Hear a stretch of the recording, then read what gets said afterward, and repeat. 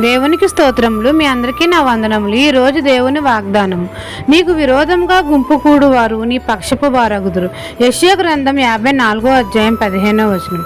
మన తండ్రి అయిన యెహోవా మనతో సెలవిచ్చినదేమనగా, మనకు విరోధంగా గుంపు కూడువారు మన పక్షపు వారగుతారని. మన తండ్రి పరిశుద్ధుడు, యథార్థవంతుడు గనుక మనము పరిశుద్ధులముగా యథార్థవంతులముగా జీవించాలి. ఆయన ఆజ్ఞలను కట్టడలను పాటించి ఆయన త్రోవలో నడిచిన ఎడల దేవుడు మనకు ఎల్లప్పుడూ తోడుగా ఉంటాడు.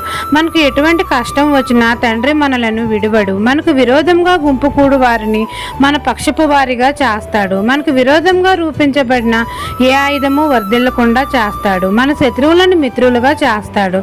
మన గుమ్మంల గడియలు బలపరిచి మనకు సమాధానాన్ని అనుగ్రహిస్తాడు.